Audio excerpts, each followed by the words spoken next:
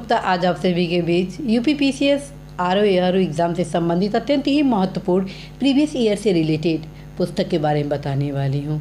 और साथियों, यह जानकारी देने वाली हूँ कि यदि आप इस पुस्तक का अध्ययन करते हैं तो निश्चित रूप से आप परीक्षा के पैटर्न से तो अवगत होंगे ही होंगे, साथ में आप इस चीज़ से भी अवगत होंगे कि कौन सा ऐसा टॉपिक है जो कि आपके एग्ज़ाम के लिए बेहद महत्वपूर्ण है, कौन सा ऐसा सब्जेक्ट है जिससे ज़्यादा क्वेश्चन पूछे जाते हैं और कौन कौन से ऐसे क्वेश्चन है जो एक साथ कई बार पूछा गया, अर्थात कई ऐसे क्वेश्चन हैं जो एक बार नहीं बल्कि बारंबार आपके इस परीक्षा में पूछे गए हैं।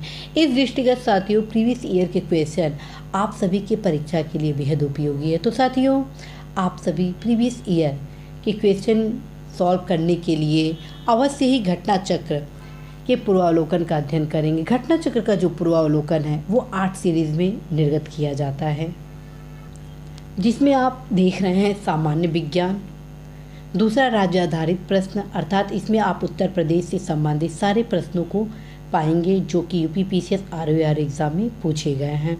दूसरा आप यहाँ देख रहे हैं समसामयिक घटनाक्रम। यहाँ पर मेरे द्वारा समसामयिक घटनाक्रम के बारे में क्यों बोला जा रहा है कि आप प्रीवियस ईयर से संबंधित क्वेश्चन का अध्ययन करें, उसका कारण है साथियों, जब आप करंट अफेयर से संबंधित क्वेश्चन का अध्ययन करेंगे तो आप इस बात से अवगत हो सकते हैं कि क्वेश्चन किस प्रकार से करंट अफेयर से संबंधित पूछे जा रहे हैं, क्योंकि लगातार पैटर्न चेंज हो रहा है और इस बदलते बदलाव में, बदलते दौर में, बदलते प्रतिस्पर्धा में आपकी पैनी दृष्टि ही आपको सफलता प्रदान करती है। तो साथियों, आप सभी अवश्य एक बार घटना चक्र के समसामयिक बिंदुओं से संबंधित प्रीवियस ईयर के क्वेश्चन को भी देखेंगे ताकि आप अवगत हो सके पुरस्कार से संबंधित कहाँ कहाँ से किस प्रकार के क्वेश्चन बनते हैं, जो नियुक्ति से संबंधित क्वेश्चन है वो किस प्रकार के बनते हैं, राष्ट्रीय अंतर्राष्ट्रीय आर्थिक विज्ञान प्रौद्योगिकी राज्य आधारित किस प्रकार के क्वेश्चन आपकी इस परीक्षा में बनते हैं। तो साथियों, एक बार अवश्य ही समसामयिक घटनाक्रम पूर्वावलोकन का भी आप अध्ययन करेंगे।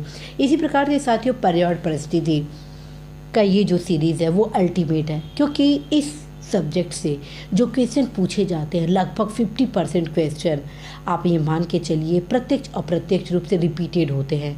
और जब आप इस पुस्तक का अध्ययन करते हैं तो आपके लिए क्वेश्चन सॉल्व करना बहुत ही आसान हो जाता है, क्योंकि आप अवगत हो जाते हैं कि कौन कौन सा टॉपिक इन्वायरमेंट का ऐसा है जो कि आपके एग्ज़ाम के लिए वेरी इम्पॉर्टेंट है। अब आते हैं भारतीय राज्य व्यवस्था एवं शासन। साथियों, भारतीय राज्य व्यवस्था एवं शासन की खासियत इस पूर्वावलोकन में ये है कि ये हर एक भाग को कंप्लीट किया है।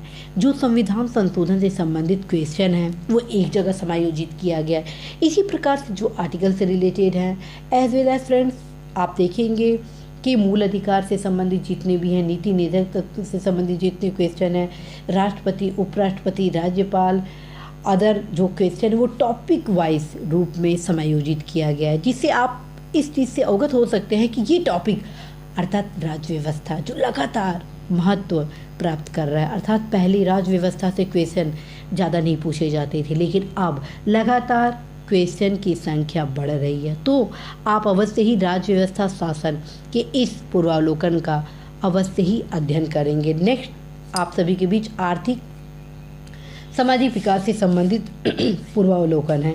साथियों, आर्थिक सामाजिक विकास के पूर्वावलोकन का जब आप अध्ययन करेंगे तो आप अवगत हो जाएंगे कि किस प्रकार से करंट अफेयर्स से संबंधित अधिकांश क्वेश्चन अर्थव्यवस्था में पूछे जाते हैं, लेकिन कुछ ऐसे सैद्धांतिक क्वेश्चन हैं जिसको अभी भी महत्व दिया जा रहा है, और न सिर्फ महत्व दिया जा रहा है बल्कि उस क्वेश्चन को कई बार रिपीट भी किया गया है। और जब आप इसका अध्ययन करेंगे तो इन सभी पहलुओं से आप अवगत हो जाएंगे। अब आते हैं साथियों भूगोल।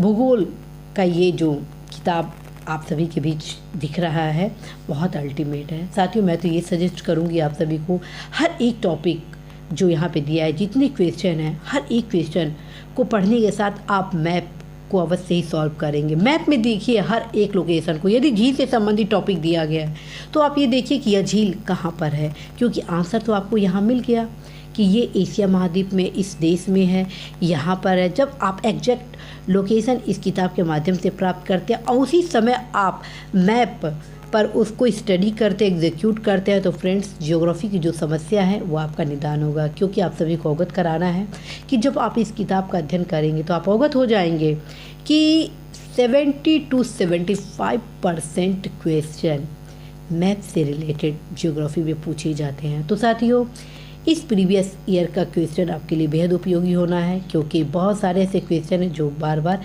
रिपीट भी किए जाते हैं।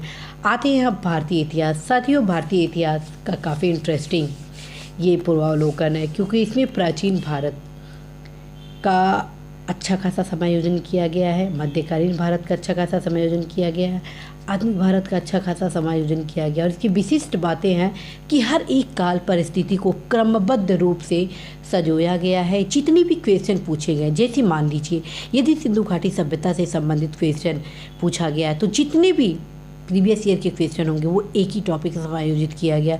साथ में आप देखेंगे संबंधित टॉपिक के जो महत्वपूर्ण फैक्ट है उसको बॉक्स वाइज में सजाया गया है, ताकि आप क्वेश्चन को सॉल्व करते ही आप जो बॉक्स में जितने भी फैक्ट हैं उसको भी पढ़ सकेंगे। तो साथियों, मैं आप सभी को ये सजेस्ट करती हूँ कि यदि आप सभी इस किताब को पढ़ते हैं तो निश्चित रूप से साथियों आप सभी को लाभ होना है। यदि प्रीवियस ईयर के क्वेश्चन को आप सॉल्व कर रहे हैं तो नो डाउट यह किताब आपके लिए बेहद उपयोगी है। अवश्य इस किताब को पढ़ें, ये किताब आप सभी के लिए बहुत ही उपयोगी साबित होने वाला है।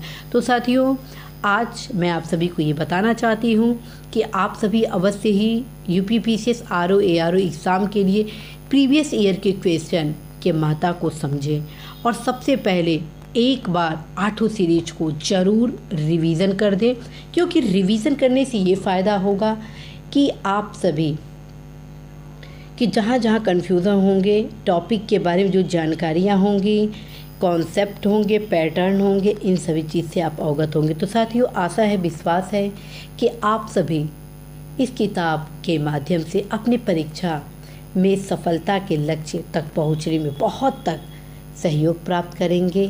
पूरा आशा है यह भी कि आप सभी कदापि निराश नहीं होंगे, और जहाँ पे भी आप सभी को कोई समस्या होती है अवश्य ही कमेंट बॉक्स में अपनी समस्याओं को लिखेंगे। साथियों, निश्चित रूप से समय अभाव के कारण मेरे द्वारा कमेंट बॉक्स में तत्काल रूप से आप सभी को आंसर नहीं दिया जाता है, लेकिन आप सभी के पूछे गए प्रश्न कमेंट को मैं अवश्य ही पढ़ती हूँ, और कमेंट के क्रम में ही ये जो तमाम क्लासेस आप देख रहे हैं आप सभी के बीच लाती हूँ। All the best.